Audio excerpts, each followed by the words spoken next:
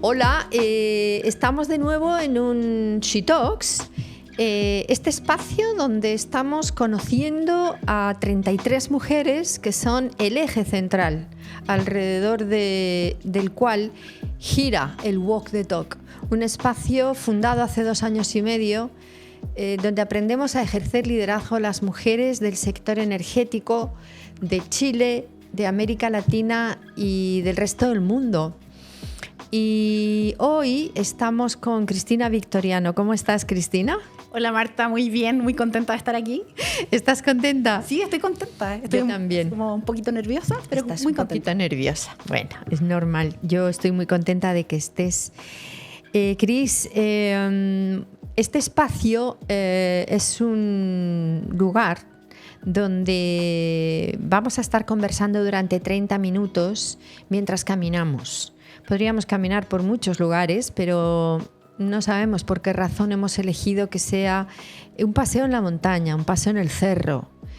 Ese paseo durará 30 minutos y hemos elegido un caminito que no es muy empinado, para que podamos reírnos, hacer pausas y hacerlo de manera relajada, como son las grandes conversaciones. Y cuando lleguemos al final, nos vamos a sentar un rato a reflexionar. Y antes de empezar a caminar, yo te quiero pedir una palabra que luego, cuando terminemos de andar, quiero que me expliques por qué has traído esta palabra a esta conversación. ¿Qué palabra es esa? Son 2 palabras. 2. Combinadas. A ver. Juegos de mesa. Juego de mesa. En realidad son 3 con el conector. Muy Juegos de bien. mesa. Muy bien, juego de mesa. Ok, aquí me la anoto para luego preguntarte. Cristina Victoriano, eres subdirectora ejecutiva de la Agencia de Sostenibilidad Energética, ingeniera civil industrial de carrera por la Universidad de Chile y magíster en matemáticas para los negocios. ¿Qué relación tienes tú con la montaña, Cristina? La montaña es como la conexión con la naturaleza profunda para mí, que tiene que ver con ser. Yo soy santiaguina, me crié lejos de la montaña. En el fondo, aquí muchos santiaguinos, teniendo la montaña al lado, no visitamos la montaña muy frecuentemente. Yo soy de esas santiaguinas, como con la montaña de fondo, con el sentido de orientación que te da la montaña permanentemente. Tú sabes que si te pones con la mano derecha hacia la montaña, ese es el este, al frente tuyo estará el norte, atrás el sur, y hacia la izquierda estará el poniente. Entonces te da una referencia, un acompañamiento. La montaña siempre está presente. Y cuando he ido a la montaña tengo eso, como esa conexión fuerte con la naturaleza, como con la fuerza de la naturaleza, con ese un poquito de miedo que da enfrentarse a la naturaleza como solita. Y también me da una conexión muy fuerte con mi papá. Mi papá es de los que suben cerro hasta el día de hoy. Como él tiene una conexión muy, muy, muy fuerte con el cerro, con la montaña. Le gusta mucho. Qué lindo tu relación con la montaña. Espero que en este paseo te conectes con tu papá y no con el miedo, ¿eh? ¿Cuántas veces se siente miedo al frente de la subdirección ejecutiva de la Agencia de Sostenibilidad Energética? ¿Cuántas veces se siente miedo ante cuántas personas forman parte de la agencia, Cristina? Somos un número bien variable, porque entra y sale gente frecuentemente, pero estamos como alrededor de los 180 en este momento. 180 personas. Sí, cuando yo llegué a la agencia éramos como 60 personas y estábamos bien apretaditos en una casa ahí en Providencia, en Pedro de Valdivia. Y ahora tenemos esto cambió durante la pandemia, empezamos a trabajar mucho desde las casas y se quedó así. Entonces tenemos gente trabajando en todo Chile, en casi todas las regiones, y gente que se ve muy poco. Entonces ahí estos desafíos o estos miedos que pasan en la subdirección ejecutiva se viven entre la lejanía. No conozco a la gente, no la veo, no puedo conversar, no puedo percibir qué es lo que sienten, cosas que pasan exógenas que que significan remesones, a lo mejor ciertos temblores en la organización, en lo que estás dirigiendo o co-dirigiendo en mi caso. Y esos miedos he aprendido a que tienen que servirme para movilizarme. A ver, ¿cómo es el eso? equipo, para movilizarme. El miedo me puede paralizar. De hecho, a mí cuando como que he vivido situaciones así como cercanas a accidentes y todo, en general el miedo me paraliza. Uh-huh. Y es algo que no quiero que me pase cuando estoy en este rol de codirigir una organización. Porque si yo me paralizo, las cosas que tienen que pasar para salir de los baches no suceden. Y he aprendido en este camino conjunto con el Walk the Talk de no paralizarme, de sacar fuerza de ese miedo, de reconocerlo, de reconocerme en ese miedo que me enfrenta a una situación difícil y sacar energía de ahí para salir de esas situaciones difíciles y para acompañar a mi equipo o para resolver los problemas o para acompañar a la directora que es la que se lleva el mayor peso de la organización. Entonces yo soy un apoyo, un soporte, estoy ahí para acompañar esos procesos y para movilizar cambios que nos permitan estar mejor. Qué lindo escucharte decir que estás para acompañar a la directora. Déjame decirte, y que las personas que nos escuchen, la Agencia de Sostenibilidad Energética está dirigida por 2 mujeres. La directora es Rosa Riquelme, y escuchar a Cristina Victoriano hablar así es escuchar una líder generosa, ¿no? Escucho yo, al menos, esa es mi interpretación, Cristina. Un liderazgo generoso, un liderazgo basado en dar, en otorgar, en apoyar. Cuando te escucho decir que no todas las personas están físicamente en la sede donde está la agencia y que no las ves y que no las sientes y que quizá todo eso te hace perder una parte de conexión con ellas, estoy escuchando una líder que está al servicio de otros. ¿Me equivoco? Yo creo que me describe de alguna manera y también a la Rosa, y no puedo dejar de decirlo, porque nosotras trabajamos juntas en el Ministerio de Energía. En algún momento ella primero y yo después nos fuimos a la agencia y nos tocó ser pares en la agencia antes de asumir estos roles directivos como jefas de área. Ella era jefa del área de biocombustibles y yo jefa del área de transporte eficiente. Y como desde ese rol nos conocíamos, por supuesto, existía mucha confianza entre las dos, veíamos que había muchas cosas por hacer en la agencia, que había que hacer cambios. Y cada una por su lado, y después en conjunto fuimos a hablar con el director de entonces a pedir que hiciéramos cambios, y el director, que era una persona muy astuta, nos devolvió la pelota y nos dijo, oye, bueno, háganlo ustedes. Mira. Hagan ustedes los cambios. De ahí estuvimos trabajando mucho tiempo, a mí me comió la pandemia, la maternidad y todo lo que pasó en esa pandemia, pero en el momento en que Rosa asumió, me invitó a ser parte de esto, a ser parte de ahora, con un poder ya más formal, que significa tener a cargo la dirección y la subdirección ejecutiva de la agencia, poder hacer todos esos cambios que nosotras queríamos hacer desde otro rol y que empujamos y movilizamos desde nuestro rol, pero que ahora además contamos con este poder formal para hacer esos cambios. Y en eso estamos, en eso hemos estado. El poder formal, la autoridad formal, la informal, 2 conceptos de los que tanto hablamos en el Walk the Talk cuando hablamos de ejercer liderazgo, y cómo el afán es siempre construir mucha autoridad informal. Qué importante, ¿no? Vamos a abstraernos, vamos a imaginarnos que no hablamos de Cristina Victoriano ni de Rosa Riquelme. Vamos a imaginarnos que hablamos de 2 mujeres que formaron parte de una organización en posiciones de gerentes de área y que en algún momento a alguien se le ocurrió pensar que una de esas 2 mujeres estaba perfectamente capacitada para dirigir esa organización. Y sucedió eso.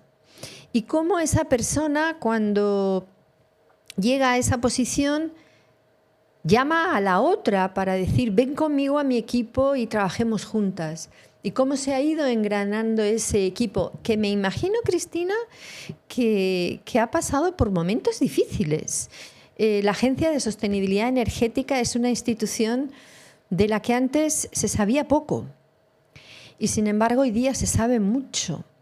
Ustedes dos yo creo que han generado un cambio importantísimo que hace un poco el antes y el después de una institución de la política pública de la energía.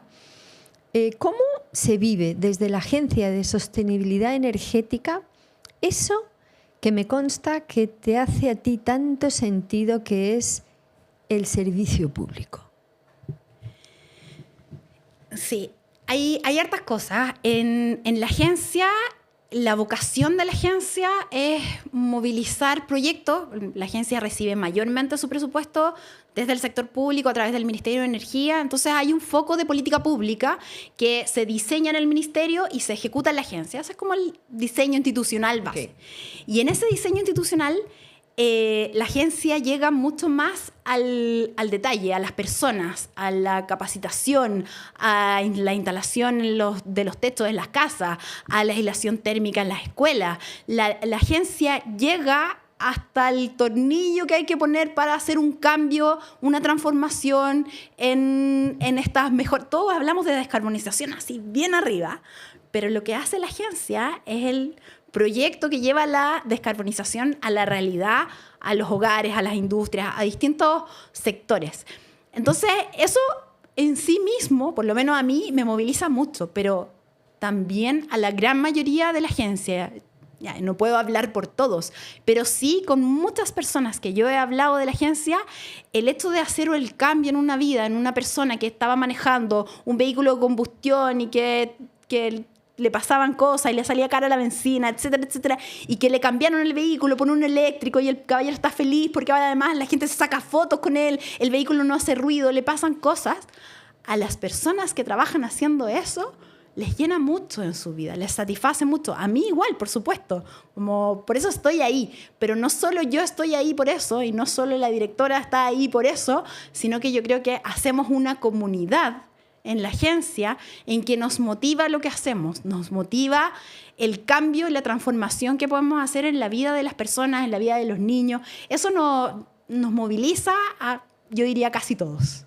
Te estoy viendo, los She Talks se transmiten por YouTube y también por Spotify. Quien esté escuchando el Spotify se va a perder la imagen, pero no quiero que pase un minuto sin decir, te estoy escuchando y te estoy escuchando las cosas que dices, Cris, y estoy escuchando tu cuerpo, cómo tus manos, tu sonrisa, cómo mueves las cejas, cómo tu cuerpo está hablando, ¿no? Y eso lo que transmite es entusiasmo, es compromiso, es como algo que te hace sentido a ti, ¿no? ¿Qué tan importante es que el cuerpo hable para las personas que trabajamos para fortalecer nuestras habilidades de liderazgo? Qué importante es aprender a percibir lo que la otra persona le está pasando leyéndole el cuerpo, ¿no? Bueno, de eso hablamos mucho en el Walk the Talk 33, en general, de cómo tiene que haber esta coherencia entre la emoción, el cuerpo y lo que estamos diciendo.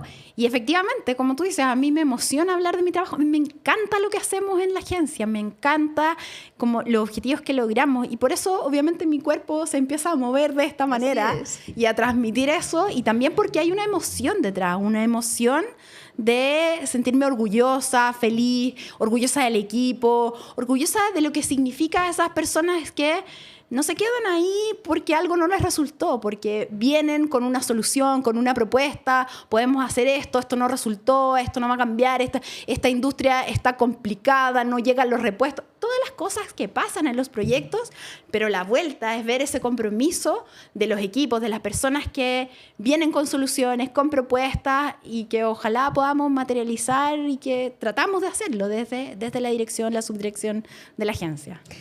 Mira, tú traes el cuerpo, la emoción y el lenguaje y la coherencia entre esos tres dominios, ¿no? Que aunque son independientes, están tan tremendamente conectados entre sí. Pero, ¿tú crees, Cristina, que en las organizaciones ¿sucede esto? Es decir, las personas que trabajamos en las empresas, las mujeres que nos escuchan, que hoy día forman parte de equipos, de organizaciones, ¿son ellas mismas? ¿Tú crees que cuando nos desempeñamos en una función profesional estamos siendo nosotras tal y como somos en ese momento?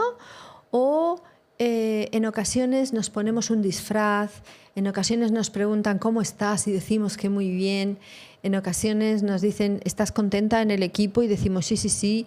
¿Tienes algo que decir? No, no, no, todo está bien. ¿Qué es eso que pasa en las empresas? ¿Qué es eso que pasa en los equipos humanos?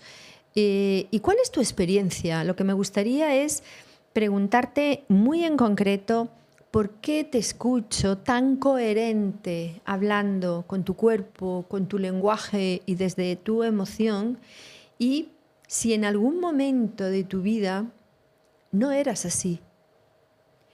¿Sabes qué me pasó? Que yo creo que era así, que cuando niña yo era así y que de alguna manera lo fui perdiendo de a poco con ciertas heridas. Y yo creo que ahora me reencontré de nuevo con eso y de repente no lo tengo, no es un día que estoy así como a lo mejor tan conectada con mis emociones, con mi corporalidad, pero mucho tiempo no lo estuve como más permanentemente. Y eso pasa por distintas cosas. Yo cuando recién empecé a trabajar, trabajé en un ambiente muy, muy masculinizado, pero con un ambiente muy autoritario y entonces yo fui jefa muy rápido. A los 3 años que llegué y en esa organización había un club de jefes. Pero ¿un club de jefes hombres? Un club de jefes, mira. Sí. Había muchos jefes, era una organización más o menos grande. ¿Ya? Pero a mí no me invitaron a participar porque era para los jefes hombres. Tampoco había subgerentas. Si bien había jefas que realizaban la labor de la subgerencia, como que la subgerencia estaba como reservada a los hombres, menos gerentas. No había gerentas. Y ese tipo de organizaciones te va marcando de alguna manera cuáles son los espacios que tú puedes llegar a tener o no. Lo que yo veía es que no había un espacio para mí, como había topado techo tempranamente en esa organización. Y nada, en esa época, después me fui a Alemania, después volví a una organización igualmente machista, más pequeña, sí, que el machismo, sorprendentemente para mí, era muy guiado por las mujeres que había, las secretarias, como que ellas mantenían el machismo, mantenían una jerarquía con los ingenieros.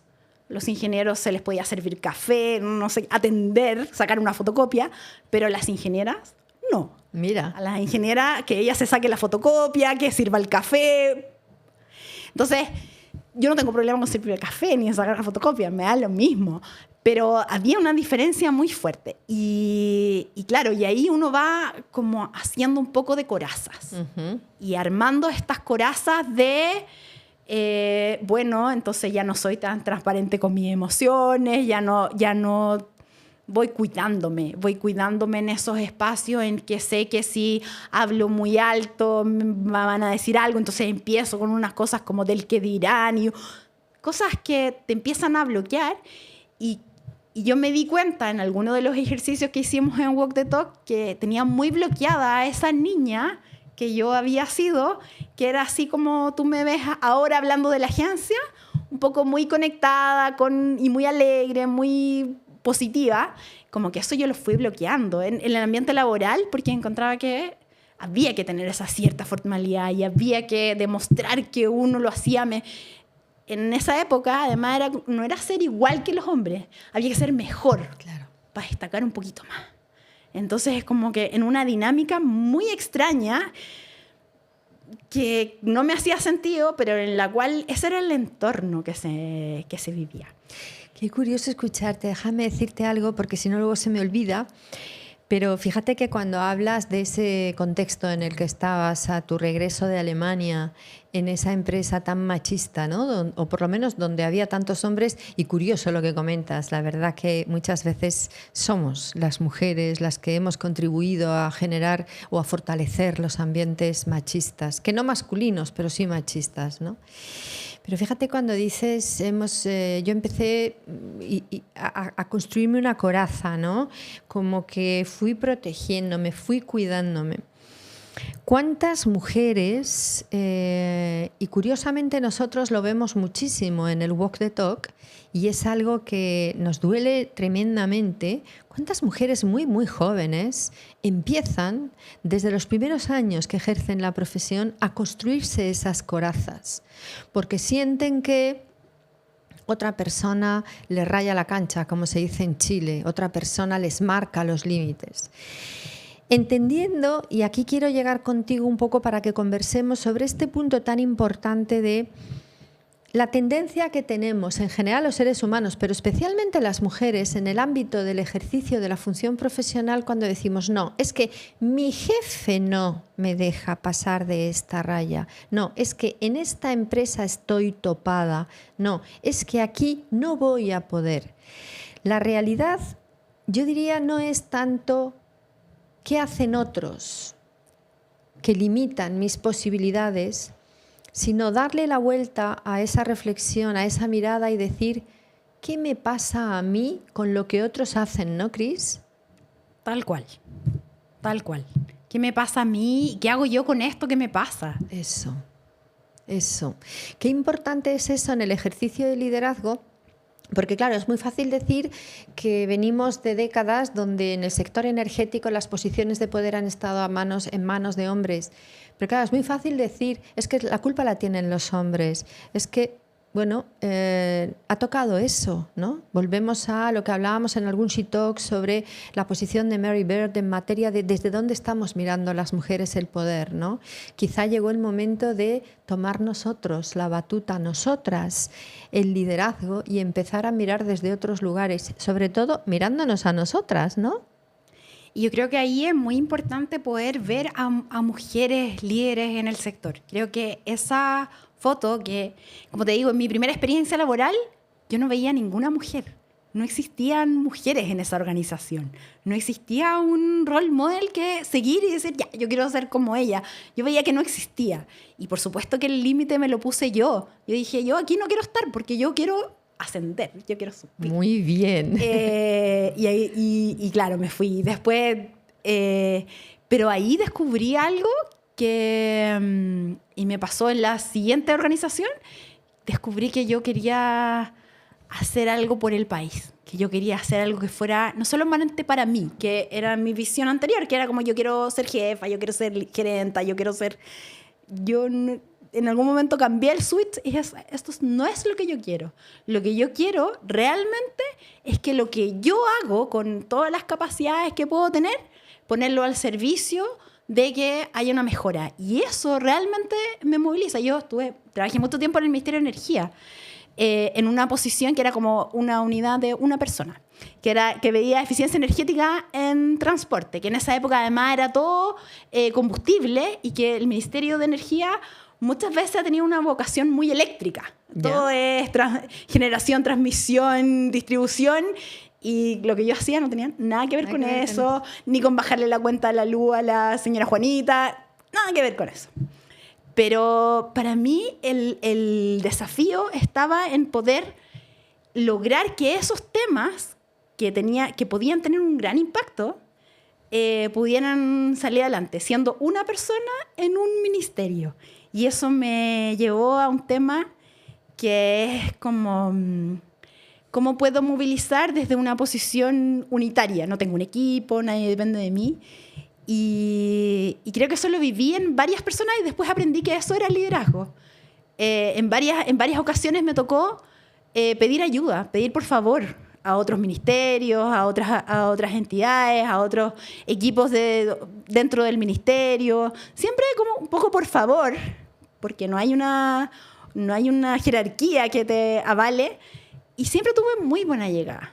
para poder movilizar ciertos cambios. Y creo que cuando aprendí que eso tenía que ver con liderazgo, me sentí muy cómoda con esa definición. No con lo de jefatura necesariamente, pero sí con la definición de que lo que yo hago, en lo que yo puedo aportar, si yo logro que esto pase, que son cosas difíciles en general, reglamentos y cosas que uno saca desde el sector público en el ministerio. Mira, ya saca el etiquetado vehicular, que ahora es la base de lo que es los estándares de eficiencia energética vehicular. Y los estándares de eficiencia energética vehicular son los que están atrayendo, en el fondo, que cada vez tengamos más vehículos eléctricos en el país. Por supuesto, trabajaron muchas personas en eso. Y yo me siento muy orgullosa de esos como trabajos muy subterráneos que se hacen conectando gente, conectando voluntades, y que eso realmente, después de muchos años, vea la luz y tenga frutos. Trabajos subterráneos, quedémonos con la palabra subterráneos. Te escucho, hace un momentito has dicho, no quise interrumpirte, algo precioso, que espero que quienes nos escuchan lo tomen así como un tesoro y se lo guarden para siempre, con una corporalidad tremendamente ambiciosa. Has dicho, yo quería ser jefa, quería ser más, quería crecer, algo así, ¿no? Quedémonos con ese gesto de ambición absoluta, con lo bonita que es la emoción de la ambición, la emoción de querer llegar donde quiera llegar, la ambición de soñar. Quedémonos con ese mensaje para tantísimas mujeres que nos escuchan y nos ven, y yo siempre recurro a las mujeres de las nuevas generaciones, que quieran, que sueñen, que pueden, que crezcan. Y esto de lo subterráneo, Cristina, Rafael Echeverría, en el último libro que escribió, que se llama El giro de la mirada, ese giro que tanto pretendemos en el 33, el giro de los seres humanos cuando queremos mirar las cosas desde otro lugar, ¿no? ¿Cómo hacemos para girar la mirada y ver lo mismo desde otro ángulo? Porque al mirar desde otro ángulo estoy viendo otra cosa diferente, y eso me hace ir adelante con una acción distinta que me llevará a diferentes resultados. La base de la metodología del Walk the Talk: entender, asumir, comprender que todo depende de la mirada. Y dice Rafael Echeverría en ese libro, El giro de la mirada, que casi siempre buscamos las cosas en los lugares que están iluminados, porque es lo que vemos, pero que quizá convenga de vez en cuando buscar en los lugares que no tienen luz, buscar en esos sitios donde nunca vamos a buscar porque no se ve nada. Quizá yendo a buscar allí, quizá visitando con más frecuencia esos espacios de nuestras vidas personales y profesionales donde nunca acudimos, a donde nunca vamos porque no hay luz, vayamos un rato allí por si acaso después de estar un rato empezamos a ver cosas, ¿no? Porque cuando tú dices desde esos espacios subterráneos, no sé si hay muchas cosas subterráneas a lo largo de nuestras vidas y en concreto a lo largo de tu carrera profesional. Yo creo que lo que a veces consideramos que es subterráneo es algo que está bien elevado, ¿no? Yo, ¿sabes con qué lo conecto? Con que esa ambición que yo tenía como más joven, recién salida de la universidad, de ser jefa, de alguna manera en este camino de lo que yo llamé subterráneo, un trabajo más de hormiga, más oculto, sin tanta visibilidad, de alguna manera le di un poco de sustento a esto de hoy día estoy en una posición de liderazgo, en un cargo importante, soy subdirectora de una agencia importante, pero lo que le da sustento a esto no es que yo quiero ser jefa, sino ¿por qué? ¿Para qué? ¡Qué buena! ¿Para qué? ¿Y para qué quieres ser jefa? Para movilizar. Para movilizar. Para hacer cambio. Para que las cosas que tienen que pasar pasen. Para hacer cambios y para que las cosas que tienen que pasar pasen. Qué preciosidad, Cris. Oye, estamos llegando al final. Yo me quedaría hablando contigo aquí toda la vida. Estamos llegando al final. Ya hemos caminado todo este paseo y en esta piedra, que es un poquito plana y grande, Si te parece, nos sentamos y te voy a preguntar, Cris, ¿por qué me dijiste juego de mesa? Cuando yo era chica, soy hija única y me encantaban los juegos de mesa. Mucho. Jugar cartas, jugar dominó, jugar como cosas con otras personas, pocas personas. Y tenía muchos juegos de mesa porque como era hija única además me regalaban. Pero no tenía con quién jugar. Porque, claro, a veces venían mis primos, pero en general estaba sola con adultos porque era hija única. Y a las amigas que tenía, no sé, les gustaba jugar las muñecas, no tengo idea. No jugaban juegos de mesa. Cuando conocí a Antonio, mi marido, de las actividades que coincidimos y compartimos mucho en la época del pololeo fueron los juegos de mesa. Jugábamos mucho. Disfrutábamos mucho jugando muchas cosas. Y después cuando nos fuimos a Alemania, descubrimos que allá el mundo de los juegos de mesa era como otra dimensión, como que hay editoriales dedicadas a los juegos de mesa. Los juegos de mesa es un regalo muy habitual entre las personas. Hay gente que se junta a jugar juegos de mesa, se arman grupos. Hay una feria completa de juegos de mesa en Essen, que alguna vez fuimos por 2 días seguidos a jugar todo lo que pudimos jugar. Y cuando volvimos a Chile nos trajimos un montón de juegos de mesa, vaciamos nuestras maletas con las que habíamos viajado, las dejamos nuestra ropa en unos depósitos porque ya habíamos usado durante 3 años y medio, más o menos la ropa ya era toda muy, muy vieja, entonces las dejamos en unos depósitos que decían que según yo iban a ir a parar a Sudamérica de vuelta, no sé, y nos trajimos las maletas llenas de juegos de mesa. Y los juegos de mesa nos permitieron a nosotros también estar conectados con la familia desde Alemania, con la familia de Antonio, con su mamá, con mi suegra, mi cuñada. Nos juntábamos una vez a la semana a jugar por Skype en esa época, año 2000 poquito. Y a mí eso de los juegos de mesa, bueno, y ahora jugamos con nuestros hijos. Como que ha sido una constante de una emoción muy rica de compartir con otros, compartir a veces también con amigos. Bueno, ahora se popularizó los juegos de mesa aquí en Chile, entonces la gente más joven juega. Cuando yo era joven no tanto, no habían tantos juegos. Y entonces sí, es un espacio que a mí me gusta mucho, de compartir con muchos amigos en torno a una mesa como esta, jugando juegos de mesa, y me conecta con muchas sensaciones positivas, con mi familia, con mis amigos, con mis hijos. Entonces, por eso te dije esa palabra. Qué lindo y qué transversal a lo largo de tu vida los juegos de mesa. Bueno, Cris, nada, lo dicho, una pena que se termine el tiempo, pero hay que poner fin a esto. Ha sido un placer, ha sido muy bonito pasear contigo por este caminito. Gracias por todo lo que nos has contado y por ser un ejemplo para tantas mujeres. Muchísimas gracias. Gracias a ti, Marta, por invitarme, por generar este espacio. Me encanta escucharlo, así que, bueno, hay muchos saludos a todas las Walk the Talk y a todas las que nos escuchan, a las mujeres que ojalá se inspiren. Cada una tiene su camino, cada camino es distinto, pero si todas estas conversaciones sirven para inspirar, yo creo que es un tremendo aporte a nuestro sector. Así es. Gracias, Cris. Gracias.